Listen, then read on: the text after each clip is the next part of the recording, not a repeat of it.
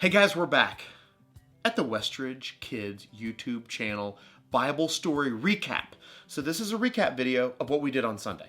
So that you, mom and dad, family, kids, maybe you couldn't be here, you can follow along as we're walking through the Bible in order. All right, so a lot of stuff has already happened in the book of Genesis. And here we are, Genesis chapter 42 through 46 and also chapter 50. So we're going to be covering some cool pieces of this story that are great to go back and read, so you get so many more details than we just talk about in this video. But let me recap what's going on, all right? Because Joseph is about to save his family, but we also find out how the whole family, the whole Israelite people, get to Egypt. All right, let's dig in. Jacob and his family, they're in trouble. They didn't have enough food to eat. All right, really, no one had enough food to eat. So when Jacob learned that there was food in Egypt, he sent 10 of his sons to buy some of the grain to make the food. His son Benjamin stayed home. That's a key little piece of information. That's like the youngest son now. He stayed home. Probably dad's favorite son now that supposedly Joseph is dead. So in Egypt, Joseph was in charge of giving out the food. The brothers came to him and they bowed down. Man, remember so many years ago when Joseph had that dream that the brothers were going to bow down? Boom! Now it is coming true, all right? Joseph decided to test his brothers. He said, hey brothers, I think that you guys are spies, he told them. So he's like, you guys are like secretly trying to infiltrate what is going on around here. You're here to spy on my land. But the brothers said, no, we're not spies. We're brothers. There were 12 of us. You know how like you get nervous and you start just like talk. He said, there are 12 of us, but our youngest brother is at home with our father. And another brother we had, he's dead, right? Joseph put his brothers in prison for 3 days. Then he said, bring your youngest brother back to me to prove that you're not spies. But one of you must stay here. The brothers went home. They told their father everything that had happened, right? And their father was so mad, so upset. Probably like heartbroken. Like, you want one of my sons is there, but you want this one now, Benjamin, this my new fave, right? I haven't given him a colorful coat yet, but he's my fave.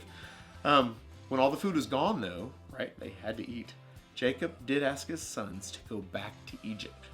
So what's interesting is one of the other sons is still there. But anyway, I guess it wasn't Benjamin, so he was okay with it. So the brothers returned to Egypt with their brother Benjamin. They took money to pay for the food, and they took a special gift for Joseph.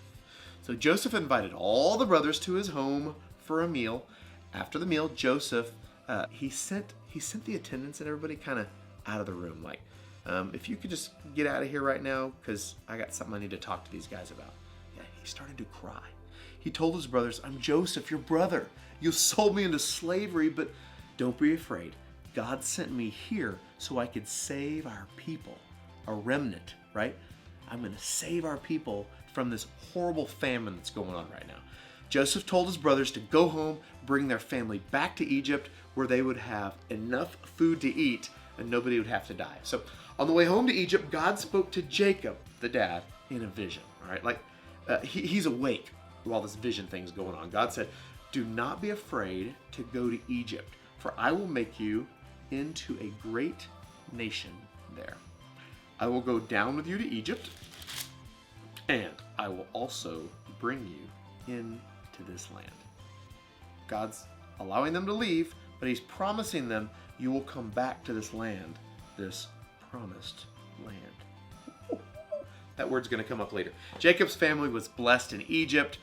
Good things happened. Jacob got older. He died. Joseph's brothers were afraid Joseph would punish them for what they had did to him earlier, but Joseph said, what you planned for evil, God planned for good, so that many people could live.